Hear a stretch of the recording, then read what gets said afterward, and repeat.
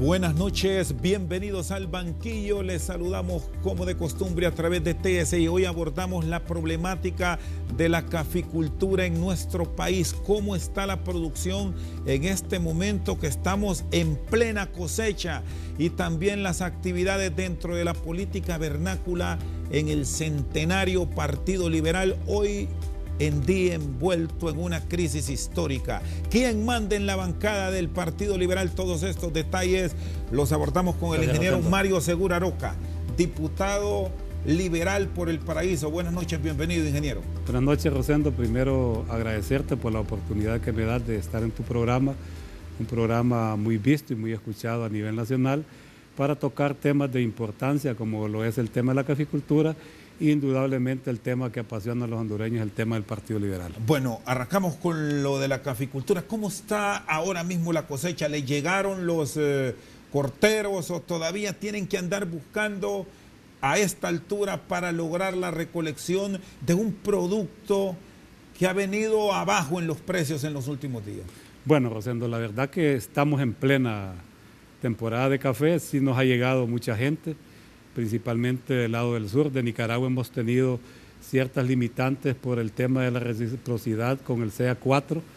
Nicaragua estaba pidiendo un listado para entrar a su país y también luego la Cancillería lo está pidiendo. Eso nos ha limitado porque la mayoría de gente que nos viene a ayudar de Nicaragua es gente humilde que no tiene acceso a un internet o a una oficina de migración.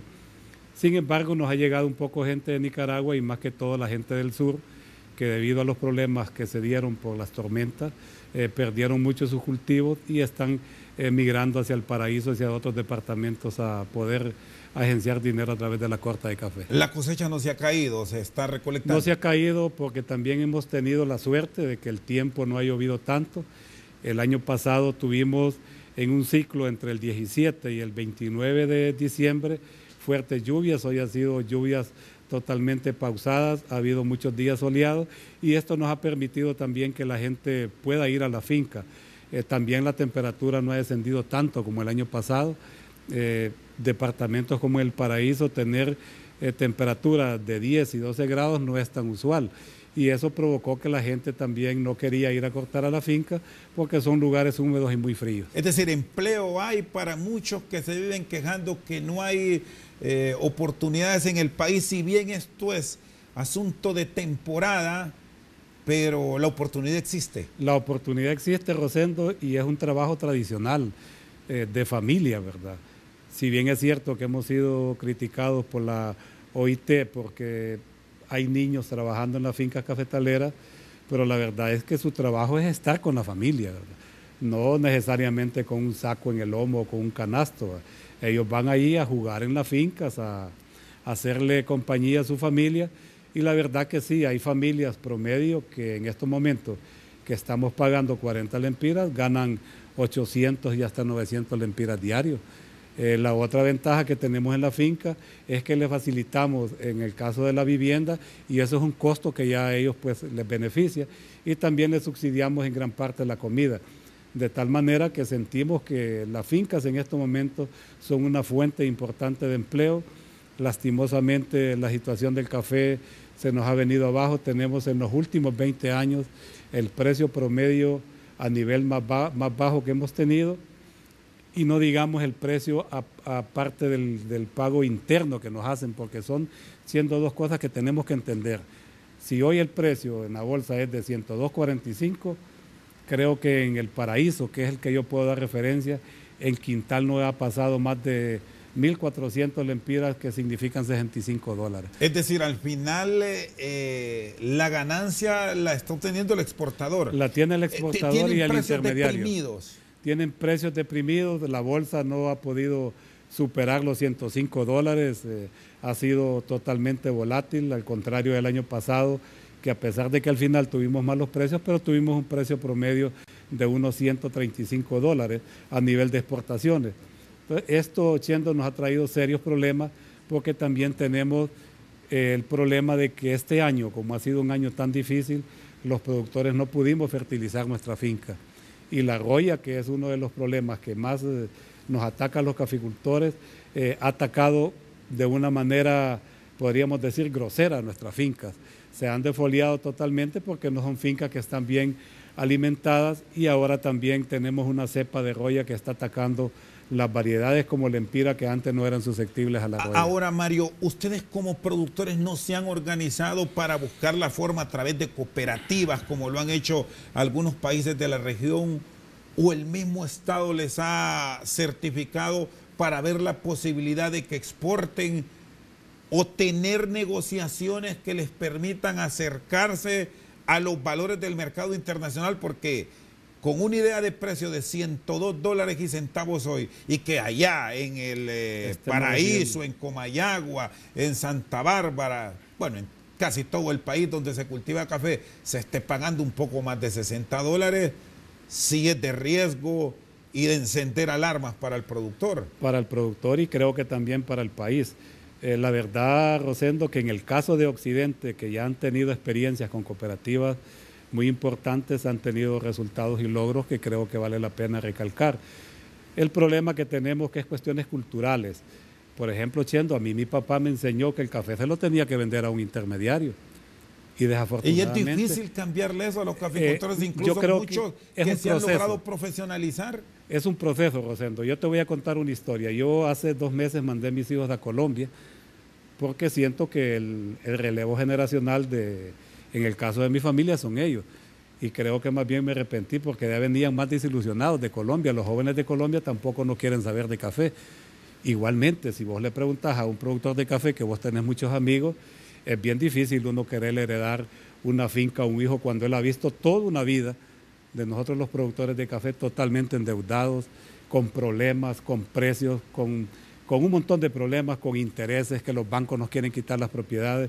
Entonces, es bien difícil, Rosendo, sobrevivir en el agro, en todo el agro en general, y especialmente en una actividad tan volátil como es el café, que es determinante a través de la bolsa de valores y que está monopolizado en el país a través de 3 o 4 exportadoras que son las que compran casi el 80%. Creo que lo que tú dices de la cooperativa es lo más idóneo, pero también hace falta un poco de experiencia, cultura, y creo que es el trabajo que tiene que empezar a hacer el ICAFE. De igual manera el gobierno poner créditos en la banca para que podamos accesar a aquellos que podemos exportar, porque el problema que en nuestro país, Rosendo, es más fácil conseguir una tarjeta de crédito o un vehículo que ir a conseguir una yunta de huellas o una máquina para despulpar café. Aquí el banco ¿Qué pasó con los incentivos que promovió el Estado en el 2018 y 2017? ¿Llegaron? ¿Se les ha visto la prosperidad a los caficultores por esas acciones del Estado o aún no? Aún no. Por ejemplo, nosotros podemos, desde el punto de vista histórico, la caficultura en nuestro país arranca con el programa IDEI Café, que fue un programa promovido por los Estados Unidos, y empezamos a sembrar masivamente café. Luego, el único programa que yo conozco fue el del gobierno de Manuel Zelaya Rosales, que puso 11.000 millones de lempiras en Banprovi a disposición de todo el agro a tasas del 11%. Eso ayudó mucho. Y otros esquemas que han ayudado, en el caso del fideicomiso, que es muy criticado por muchos, pero nos dimos cuenta, Rosendo, en la Comisión de Café del Congreso, del cual yo soy parte, que los créditos en el sector cafetalero andan por 7.000 millones de lempiras. Y el aval de esos créditos es el fideicomiso. Entonces nos decía la Comisión de Bancas y Seguros, bueno, si todos los caficultores deciden que el fideicomiso sea abolido a través de una ley en el Congreso, la inseguridad jurídica que vamos a crear en los bancos va a ser grande, porque el aval que tienen esos productores son los $9 que le retiene el ICAFE. Entonces, esquemas como eso han ayudado, sé que muchos los han criticado, siento que el gobierno ha sido tibio con el sector cafetalero. Cuando me dice que ha sido tibio, ¿se refiere a qué?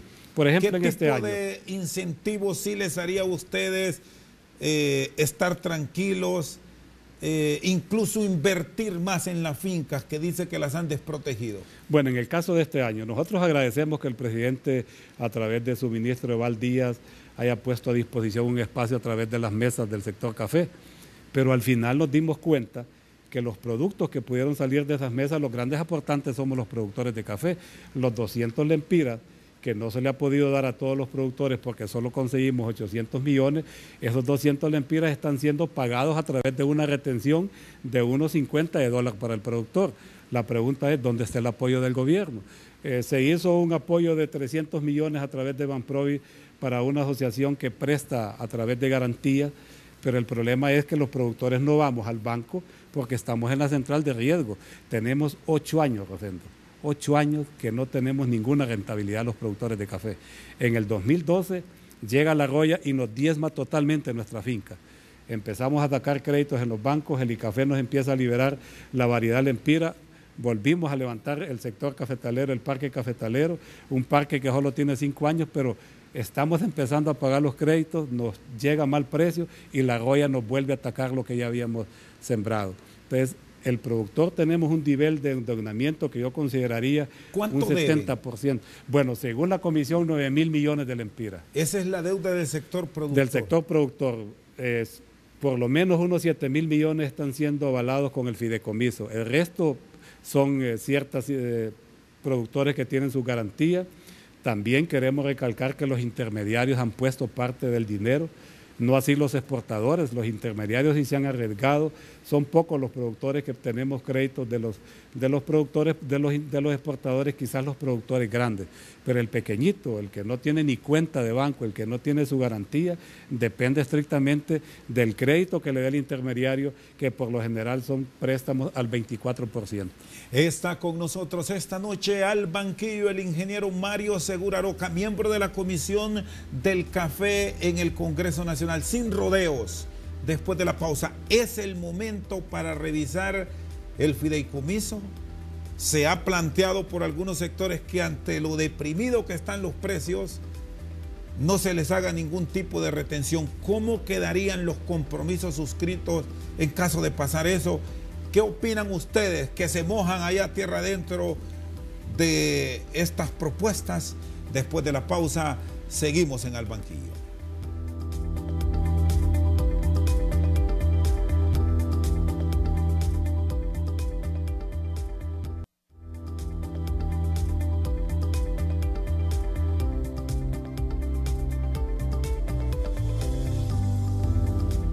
Sigue con nosotros el ingeniero Mario Segura Roca. ¿Se han disciplinado los productores de café?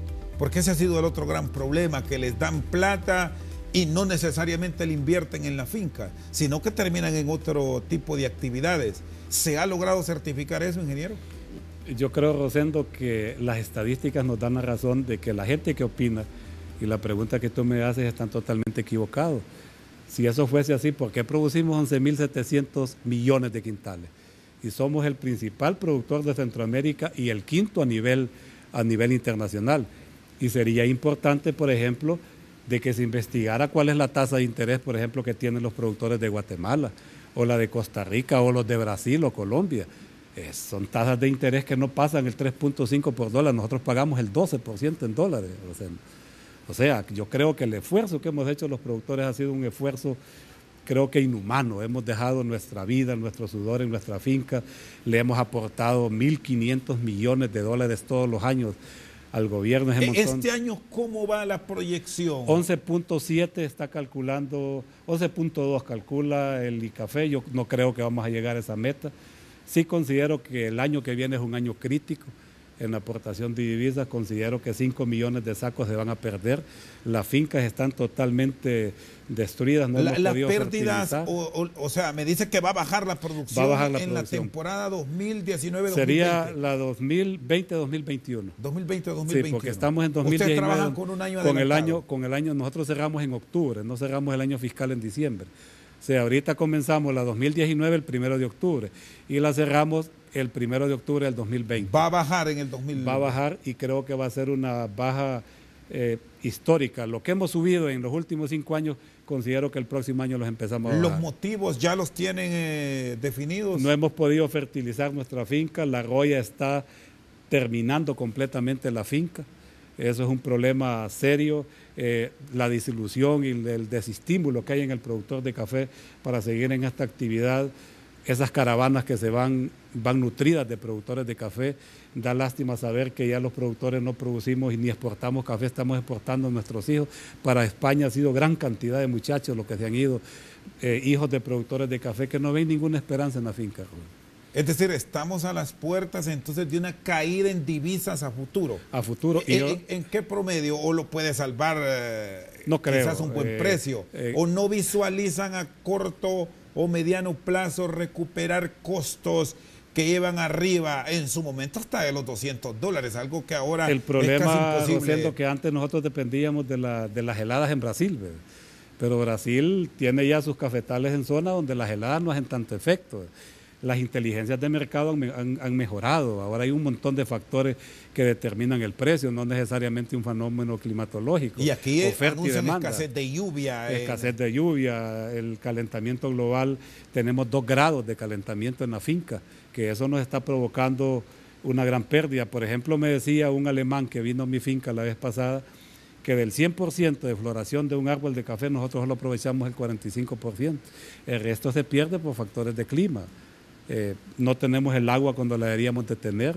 El caso de Brasil, ellos tienen riego. ¿Y cómo quedan todos esos proyectos y esas iniciativas para el valor agregado del café que están produciendo en zonas altas de Honduras? Ustedes tienen zonas altas en El Paraíso, bueno, son profesionales, muchos dueños de finca, tienen esa ruta de apostar a cafés especiales, ¿o también hay problemas?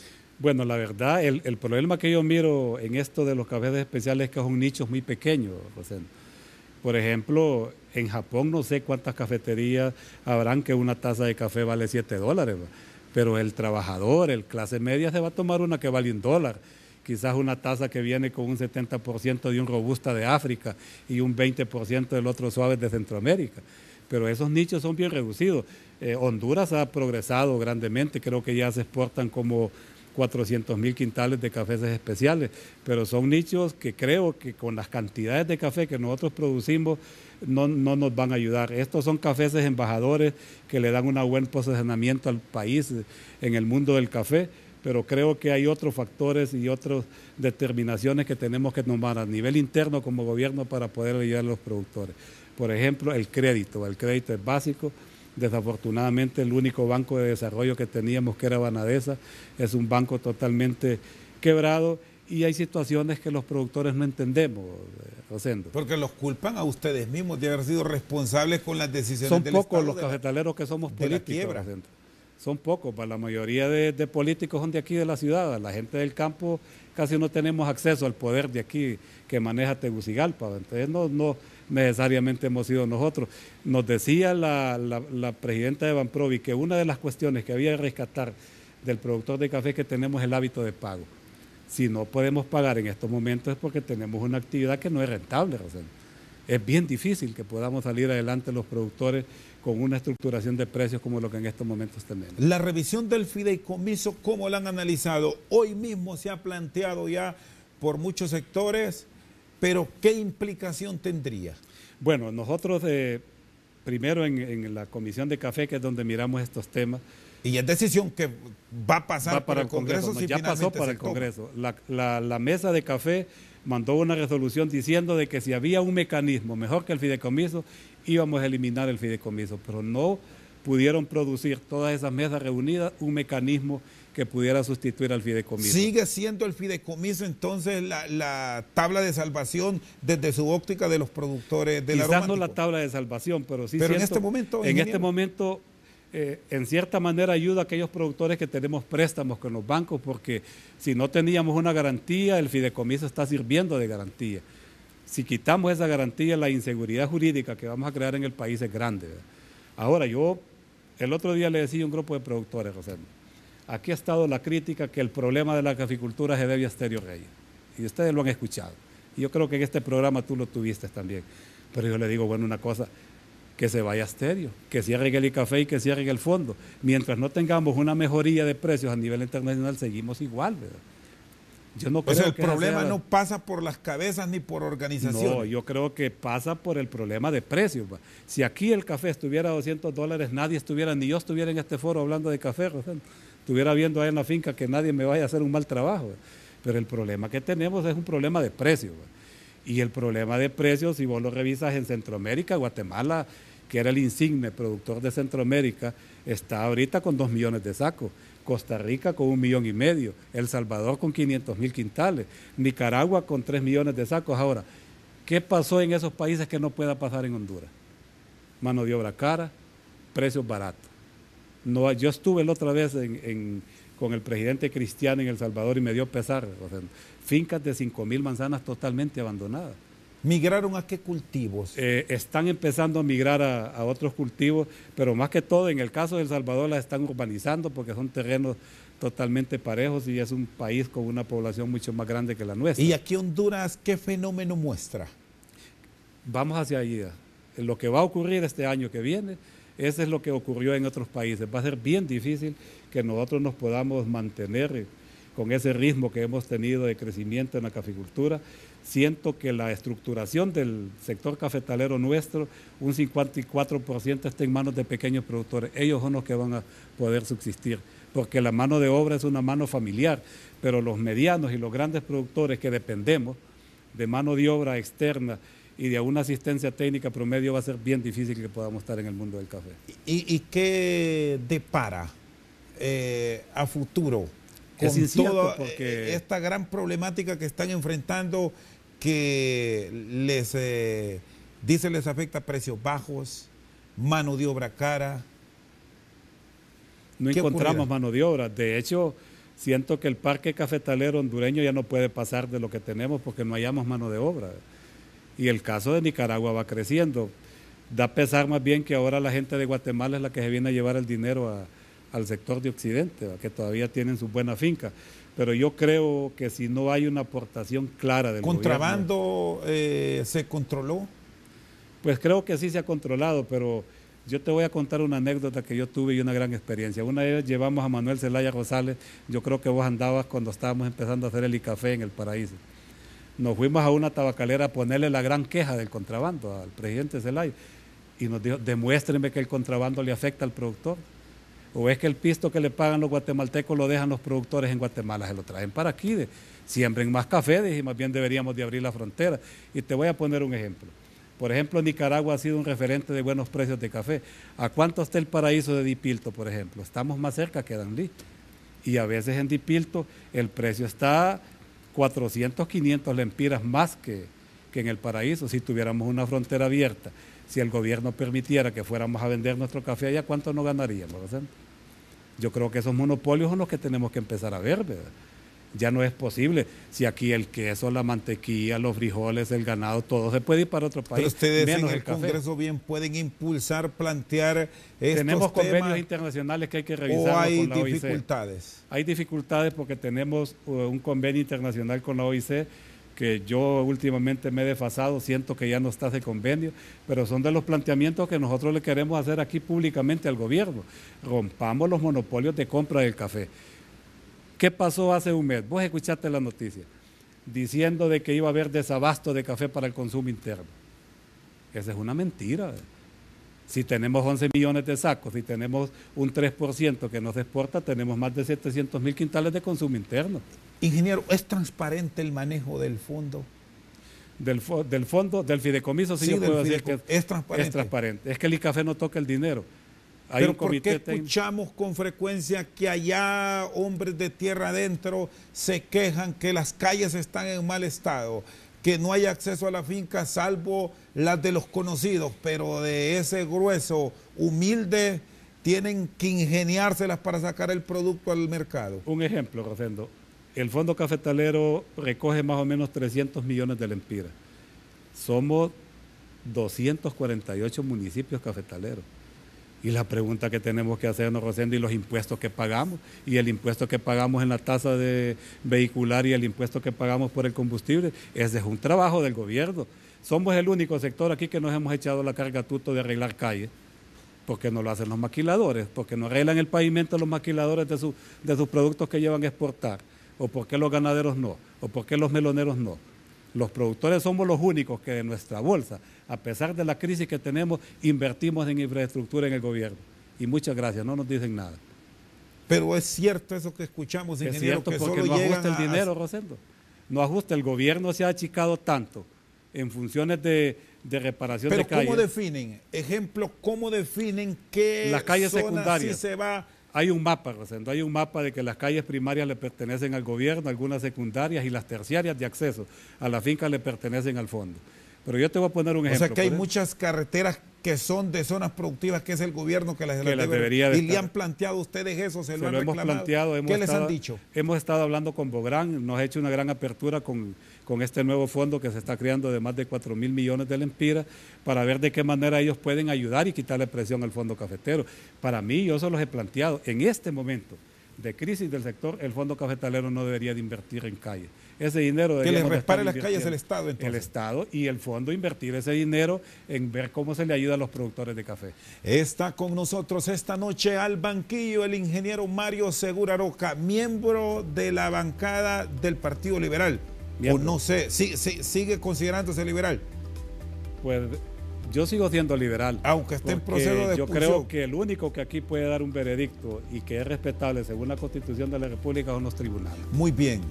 Sin casaca después de la pausa. ¿A quién va a respetar como jefe de bancada? ¿A Elvin Santos o al diputado Barahona? En las últimas horas se han registrado cambios, según el Central Ejecutivo, con el respaldo de firmas de compañeros suyos de Cámara. ¿Cómo queda el partido? Mañana van a sesiones en el Congreso. Después de la pausa hablamos de estos temas controversiales en la política vernácula.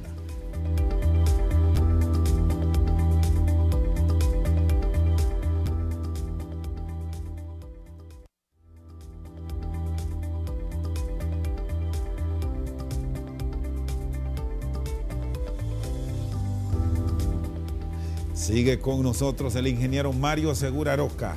¿Cómo está la bancada del Partido Liberal o la bancada de Elvin, como les han señalado a ustedes, ingeniero?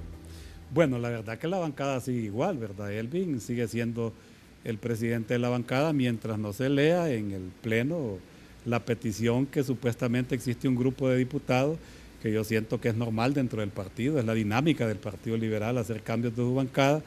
Mañana se va a hacer un cotejamiento de la firma y luego ahí veremos si ellos tienen la firma mitad más uno, pues don Víctor será el presidente de bancada, lo respetaremos como presidente de bancada, y si don Elvin tiene la mitad más uno, pues será don Elvin y lo respetaremos como presidente de bancada. Cuando hablamos de mitad más uno, porque aquí los números son claros, ¿incluye propietarios y suplentes o solamente los 25 propietarios? Porque debemos decir no, que el Partido Liberal y suplente. Es de ambos. Es de ambos. Tenemos 51 por todos, porque recuerde que el caso del compañero Freddy, su suplente le cubrió la vacante. Entonces, son 26 diputados. O sea, con 26 firmas eso está definido. Eso está definido. 26 o 27 firmas está definido. ¿Y cómo quedaría a futuro la integración en caso de tomar decisiones el Partido Liberal si del lado de Santos Ordóñez argumentan que hay más propietarios que es al final los que deciden? Bueno, la verdad es que es un problema complejo, Rosendo. El partido está sumergido en una crisis que podríamos decir la crisis más seria que hemos tenido en los últimos 20 años. ¿Es peor esta crisis que tienen hoy que la que generó el golpe de Estado? Zelaya Rosales en junio? Es peor esta crisis. ¿Por qué es peor? Bueno, te voy a ponerlo así con una claridad.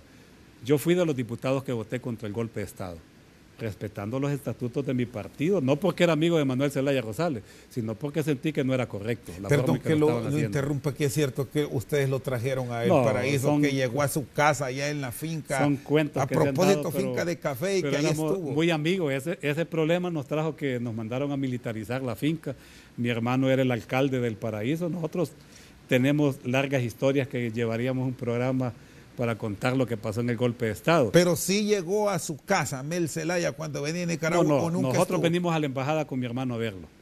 Pero nunca estuvo donde ustedes. No, nunca estuvo. Sí, nosotros fuimos a Nicaragua a verlo, ahí solo pasábamos la finca mía y nos íbamos a pie. Es frontera. ¿En la finca de dónde? De Pacones, que es la parte del Guanacastal, la parte de arriba. Y sí, nosotros tuvimos mucho trabajo en la cuestión del golpe de Estado con mi hermano Vidio, que era el más inclinado a Manuel Zelaya Rosales, y al final pues decidimos quedarnos en este partido. Hasta Nicolás Maduro habían dicho que estuvo en su casa. No, pero no. ¿Qué pasó con el partido, Rosendo? La pregunta del golpe de Estado. Recordemos que con el golpe de Estado, Elvin Santos saca 950,000 votos.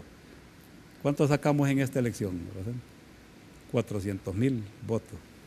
Ahí puedes denotar y hacer un análisis fácil de la crisis que está viviendo el partido.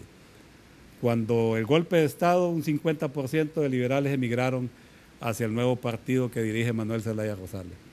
Y yo lo digo aquí, si a alguien le molesta, yo corro mi propia responsabilidad.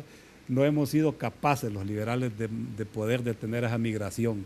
¿Por qué? ¿Qué ha fallado en la estructura política de los líderes liberales y sus aportes para no detener ese liberalismo y que en vez de crecer vayan en franca decadencia? Porque el Partido Liberal, Rosendo, éramos un partido más que todo de obreros, de campesinos. Y esos obreros y esos campesinos y esa clase media que en muchos tiempos, en el caso de Villa Morales, en el caso del presidente Flores y de todos los presidentes liberales, se vio beneficiado por los aumentos salariales. Hoy es un partido de élite, Mario. Siento que hoy ya no es un partido de élite, hoy es un partido de familia, de grupos. Y yo quiero aquí con claridad decirle a estos grupos que este partido ya no tiene cabida para ese tipo de maniobras. Somos un partido con tantos problemas, Rosendo, que tenemos que volver y devolverle este partido al pueblo. ¿Y qué están planteando ustedes como bancada? Por lo menos con cuántos en el grupo que usted ha estado respaldando a Elvin Santos cuentan con ideas de transformación que no estén en manos de familias y que se los estén manipulando. Bueno, muy poco. Recordemos que si vemos la bancada del partido como tal, los diputados nuevos son muy pocos y creo que de una u otra manera se han desilusionado cuando han llegado al Congreso, sintiendo que ellos podían hacer cambios. Pero ¿O es que son fácil de manipular más bien? No creo que sea fácil de manipular, Rosendo. Al final, Rosendo, uno se adapta a las circunstancias, ¿verdad? Pero todo mundo, cuando uno llega al Congreso, dice, no, este diputado viene a arreglar el problema que tengo en mi departamento. Es difícil, Rosendo. Ese Congreso está lleno de leyes. Hay 890 leyes que no han podido ser dictaminadas en el Congreso Nacional. Y una vez dictaminadas, si no hay presupuesto y si no hay voluntad del Ejecutivo, tampoco esas leyes corren, ¿verdad? Y aquí no podemos leerlo la mano. ¿Se la aprueban por pasar tiempo? Sí, por pasar tiempo, y no podemos leerlo la mano entre gitanos. El partido que está en el poder trata de que las leyes que pasen son las leyes de sus diputados y las que le convienen a su presidente, ¿verdad? Y te voy a poner un ejemplo. Nosotros tenemos la ley ahorita para revisar el contrato del ADH. No lo ha podido leer el Partido Liberal. Y yo te quiero hacer la pregunta a ti, voy a hacer el papel de periodista. ¿Te afecta o no te afecta el aumento que hemos tenido en la ADH con la luz? A todos nos aumenta, Rosendo. Y te sentirías satisfecho que un partido liberal beligerante, como todo el tiempo lo ha sido, presentara ese proyecto de ley. Ahora la pregunta, ¿quiere el Ejecutivo que presentemos ese proyecto de ley? ¿Hay diputados de su partido acomodados, Mario? Yo no creo que acomodados, pero sí diputados que entienden... O por lo menos, no digamos acomodados, que bailan al son que les toca el partido de gobierno. No creo, Rosendo. Sí, yo creo que hay diputados que entienden cuál es la dinámica política en nuestro país. Aquí, Rosendo... Pero eso no es más que un acomodamiento, porque si fueran beligerantes, al menos se les escuchara. Yo creo, Rosendo, que no es tan así, Rosendo. A veces la gente se equivoca. Yo conozco en ese Congreso, Rosendo, diputados brillantes, Rosendo, pero no volvieron al Congreso. Aquí la gente vota no por la propuesta que le lleves, es por el favor que le hagas, por arreglar el puente, por arreglar la calle, por llevar un proyecto de luz. Ajá, tenemos 12 años de estar en la llanura, nosotros no podemos llevar esos proyectos. Yo al menos, Rosendo, algún proyecto hice en el Paraíso, pero los diputados nuevos que han hecho y quieren volver a ese Congreso, ¿cómo va a ir un diputado a una plaza a tirar un discurso, a decir que va a llevar progreso y desarrollo si en estos 4 años no ha podido ni llevar una bolsa de comida? Y hay cohesión de ideas a nivel de los diputados, y aquí, ya que mencionas proyectos, los involucro a los 6 del Paraíso en hacer planteamientos claros para el apoyo a la zona oriental, y ahí podemos poner un ejemplo claro, esa carretera de Oriente que es un dolor de cabeza constante, ingeniero. No ha sido tan fácil, Rosendo. De hecho, para uno liberal pedirle una cita a un ministro es que le hagan un milagro. Es difícil que un ministro a uno lo pueda recibir, recibe a su gente. Los ministros cuando van, por ejemplo, al Paraíso, no invitan a los diputados O liberales. sea, visualizan sectarismo. Yo personalmente, y quiero aquí decirlo muy respetuosamente por la oportunidad que me dio, se lo dije al presidente, de que era momento de que todos nos involucráramos al desarrollo de nuestros departamentos. ¿De quién, por ejemplo, de funcionarios ustedes han tocado las puertas y se han sentido huérfanos sin ese respaldo que se debe registrar sin ningún tipo de color? Más que todo, el mayor problema que tenemos los diputados es con infraestructura, con calles, ¿verdad? Y lo que tú dices, por ejemplo, la calle Tegucigalpa, Las Manos, es una vergüenza, Rosendo, y es una vergüenza para uno de diputado, pero desafortunadamente no hemos encontrado eco. Se nos ha dicho que se va a hacer la primer tramo de Danlí hasta la cuesta de Netiapa. A mí no me consta, nunca me han invitado a una reunión, ni me he dado cuenta de la agenda que ellos manejan, ¿verdad? Entonces, uno quizás tuviese sus buenas aportaciones, pero no existe la oportunidad y siempre existe ese sectarismo absurdo de querer aislar al que no está con el partido. Está con nosotros al banquillo el ingeniero Mario Segura Roca. En breve continuamos.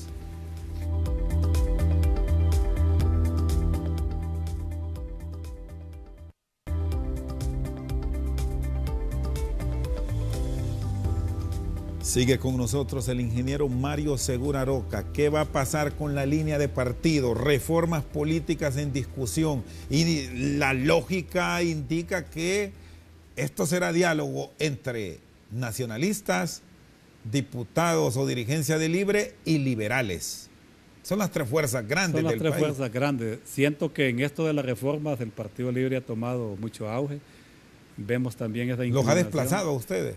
Tal vez no nos ha desplazado porque hay, creo, mucha confianza entre los dos partidos y yo quiero reconocer que el presidente del Congreso ha sido amplio en el caso del Partido Liberal y quiero decirlo aquí con claridad, con una fracción de la bancada, con la fracción que maneja Elvin Santos.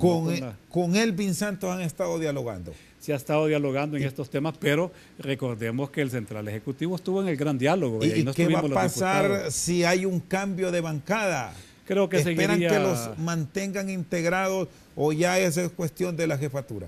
Bueno, yo no puedo opinar por el presidente del Congreso, será una decisión que él tome, ¿verdad? Nosotros seguimos. ¿Pero ustedes siempre, qué esperan? Nosotros esperamos que se le dé apertura a toda la bancada. ¿Cuántos son ustedes que por lo menos han mantenido esa cohesión, esa cercanía? Somos unos 26 compañeros que hemos estado... ¿Con Elvin? Con Elvin. ¿Cuántos son propietarios? Somos 12 propietarios. Es casi el equilibrio. Casi el equilibrio, pero el problema, Rosendo, que... ¿Y se mantienen unidos, ingeniero? ¿Están firmes? Sí, nos mantenemos unidos, pero porque hay unos que se dieron vuelta. Se dieron vuelta, pero no mantenemos unido el partido, ¿verdad? Porque hoy que llega don Víctor Barahona, lo importante es preguntarle al resto que estamos con Elvin si vamos a apoyar a Víctor. ¿Y ya se los han consultado en este fin de semana? Mire, yo conozco a Víctor. Víctor es un hombre humilde y yo lo considero que es un hombre de diálogo. No se ha dado la oportunidad por la crisis que vivimos. Aquí no podemos negar que el enfrentamiento que ha existido entre don Luis Zelaya y el grupo de Elvin Santos es hasta tal que nos ha nombrado a nosotros como el lado oscuro, ¿verdad? Y lo ha dicho en programas internacionales, ¿verdad? Que somos el lado apegado al gobierno y otras palabras que yo no quiero mencionarlas porque siento que no hacen bien al partido. ¿Qué cosas de las que le han dicho que sí le ha molestado a usted? Bueno, que le digan a uno que uno es sinvergüenza, por ejemplo, que se lo dicen diplomáticamente porque son gente muy fina, ¿verdad? Y saben acomodar. ¿Y usted le daría la mano, conversaría con él? Claro, yo lo respeto, yo tengo esa característica, soy cristiano, tú me conoces, Rosendo, de tiempo, somos gente humilde y le daría la mano con gusto, pero no comparto ciertas cuestiones que se han dado con ciertos criterios. Y esos criterios, Rosendo, de ciertos diputados que se llamaron en ese entonces el lado oscuro, hoy son los que componen la bancada que está promoviendo el Central Ejecutivo. ¿Qué piensa de esos diputados que hoy estaban con ustedes, que le daban la mano, que los cuestionaron, pero que hoy están del otro lado? Son víctimas de la incertidumbre y de la crisis que está viviendo el país. Eso es lo que yo puedo decir, es lo que yo puedo ¿O es que la juventud los ha traicionado? No creo que decir una palabra grosera de traicionar no me gustaría. Siento de que ellos están buscando una manera de cómo hacerse llevar proyectos a sus departamentos, a pesar de que don Elvin Santos luchó mucho por eso de que en el presupuesto se incluyera proyectos de los que los liberales pretendíamos hacer. Estamos en ese proyecto, pero yo más que todo creo que es la incertidumbre y la falta de experiencia que los ha llegado a tomar decisiones, ojalá que con un buen término. Yo es lo que podría desearles a ellos, pero como te digo, Rosendo, esto no ayuda en nada del partido, la bancada sigue dividida. ¿Van a seguir línea del Consejo Central Ejecutivo en el marco de estas reformas políticas? Porque debemos decir que se dan hasta recomendaciones cuando se plantean, por ejemplo, elecciones de segundo grado, que ahí están. Tema Registro Nacional de las Personas, que fue el que lo llevó al conflicto, tema Tribunal Supremo Electoral. Solo para nombrar dos cargos claves, ahí está el Instituto de Acceso a la Información Pública. El subprocurador de la República, que no lo han mandado. Lo tienen pendiente. ¿Cómo lo van a hacer? ¿Con consenso dentro de los diputados, proponiendo ustedes, o que les manden el nombre del Central Ejecutivo? Como debemos decir, ha pasado hace muchos años. Bueno, en el caso de nosotros, la lógica nos dice que si estamos expulsados del Partido Liberal y si todavía no tenemos una sentencia en firme, nosotros no podemos seguir lineamientos del Central Ejecutivo. Tenemos que tener un lineamiento como liberales, como Entonces, grupo. ustedes van a proponer. Vamos a proponer, vamos a opinar, porque desde el momento que estamos en ese Congreso, a eso vamos. La Constitución a nosotros nos da la prerrogativa de poder opinar y de proponer. ¿No divide más esto al partido si consideramos que hay un grupo que respalda al ingeniero Zelaya Medrano y otro grupo que está con Elvin Santos? Sí lo divide, y en eso queremos ser claros y con una claridad muy meridiana. Sí lo divide, y eso indudablemente que sería una mentira de mi parte decir lo contrario. Trataremos de que en estos días buscar consensos. Hemos hablado con Elvin con una actitud humilde ha dicho que vamos a dialogar con este nuevo grupo del Partido Liberal y a ver qué consensos podemos tener en común para sacar adelante el partido. ¿Tienen alguna opción ustedes de presentarla mañana? Porque bien se puede. Todavía no, porque tenemos una reunión mañana donde vamos a tomar decisiones trascendentales, no diríamos para la bancada, sino que para el grupo que siempre estamos al lado del Elvin Santos. ¿Cuántos, me repite el número, están firmes? Que no nosotros estamos firmes 26 diputados. Pero esa es la mayoría, 26. Es la mayoría, pero el problema es que como... ¿O es que hay algunos que les dicen sí a ustedes y sí a los otros? Ese ha sido un problema. Yo creo que mañana va a haber una definición en cuanto a firmas, el cotejamiento de firmas, como lo dijo don Toño Rivera, que ese es el procedimiento. Lo dijo a criterio de vicepresidente del Congreso, así es de que mañana vamos a tener esa reunión y ahí vamos a tomar las decisiones correspondientes. ¿Hacia dónde ve el partido con todo esto? Ustedes que ya tienen años, usted ha sido diputado en varios periodos, han buscado de la orientación del Consejo de veteranos dirigentes y también de jóvenes en aras de armonizar. Sí, lo hemos hecho, Rosendo, pero el problema es que siento que en estos momentos en el partido ya existen corrientes internas, ¿verdad? Ya podemos ver que hay una corriente con don Luis Zelaya, que yo siento que él está en su derecho como un liberal, y la otra corriente de Elvin, que tampoco lo podemos negar, y yo creo que eso ya se va definiendo hacia dónde vamos. Hay dos precandidaturas claras. Hay dos precandidaturas claras y yo no las quiero negar. Yo soy responsable de lo que yo digo, no me incomoda, creo que el partido así ha sido toda la vida. Ojalá que podamos juntar esas dos corrientes para formar ese partido fuerte que el país y que los liberales necesitamos en estos momentos difíciles de política que está viviendo el país. ¿Le plantearon ustedes a Elvin, usted que ha sido cercano con el grupo de él, cuando pasó el caso Pandora, que lo mejor era apartarse y cederle a otro de los diputados que como tal no ha sido objeto de ningún señalamiento, ingeniero? Bueno, la verdad, Rosendo, que nosotros somos respetuosos de la ley y yo no puedo decir aquí que don Elvin es culpable mientras un juzgado me muestre lo contrario, ¿verdad? Don Elvin no se le ha comprobado, simplemente está en un proceso. Cuando ocurre ese proceso y haya una sentencia en firme, sí habrá que hablarle para aplaudirle porque salga bien o para decirle, por favor, sepárese del partido, ¿verdad?